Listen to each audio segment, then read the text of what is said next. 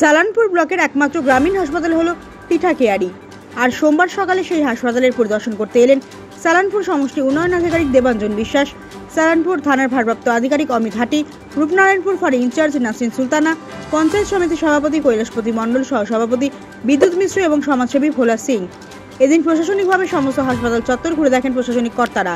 এদিন পরিদর্শন করতে এসে সালানপুর ব্লকের সমষ্টি উন্নয়ন আধিকারিক দেবাঞ্জন বিশ্বাস কি জানিয়েছেন আসুন শুনে নিন। আজকে দেখা গেল যে সরকারিভাবে পরিদর্শন করতে এলেন সালানপুর ভিডিও, সালানপুর আইসি তথা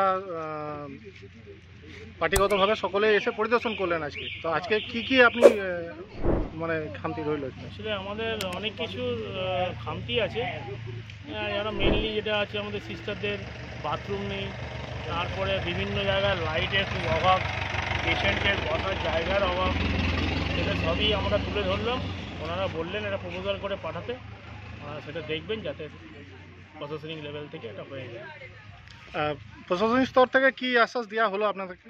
বললো যে আমরা চেষ্টা করছি, আপনি এটা প্রপোজাল দিন, আমরা এটা ফরওয়ার্ড করব যাতে তাড়াতাড়ি। কালকে আমাদের এই তৃণমূলের সভাপতি নাকি যায় না, মানে ডেজিগনেশনটা যায় না, ভোলা সিং, উনি বললেন যে আমি 12টা লাইট পাঠাচ্ছি, কালকে 12টা লাইট লাগিয়ে দেবে। আর আইসি সাহেব বললেন বেঞ্চের ব্যবস্থা করে দিচ্ছি পেশেন্ট বসার জন্য। আপনার নাম? আমার নাম ডক্টর সুব্রত সিট, বিএমওএইচ। আজকে স্যার পরিদর্শনে এলেন, তো কি আপনি পেলেন এখানে? আমরা এখানে পরিদর্শনে এসে দেখছিলাম কী কী রিকোয়ারমেন্টস আছে, যেগুলো করলে সাধারণ মানুষের অনেক বেশি হেল্পফুল হবে সাধারণ মানুষের জন্য, এবং ডাক্তার বা নার্স যারা রয়েছেন তাদেরও যাতে সুরক্ষা দিকটা এবং তাদের স্বাস্থ্যের মানে সুরক্ষার দিকটা যাতে আমরা ঠিকঠাকভাবে রক্ষণাবেক্ষণ করতে পারি, সেই জন্য এবং দেখলাম যে কোথায় কোথায় সিসিটিভি লাগবে বা লাইট লাগবে, এবং মানুষজন যারা লাইনে দাঁড়িয়ে আছে তাদেরকে যদি একটা সেট করে দেওয়া যায়, বসার জায়গা করে দেওয়া যায় বা জলের ব্যবস্থা করে দেওয়া যায়, এসবগুলো আমরা দেখছি।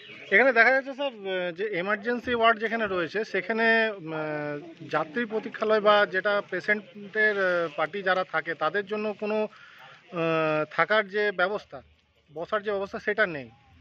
হ্যাঁ, আমরা ওই সব সাধারণ মানুষের সুযোগ সুবিধার ব্যাপারগুলোই দেখছিলাম আমরা, যাতে ধরুন যে পেশেন্টগুলো আসছে বা তাদের সাথে যে ফ্যামিলি আসছে তাদের যাতে এখানে এসে কোনো অসুবিধা না হয় সেগুলো আমরা দেখছিলাম, এবং কী কী প্রবলেম আছে দেখে গেলাম আমরা সেই রকম প্রপোজাল পাঠাবো।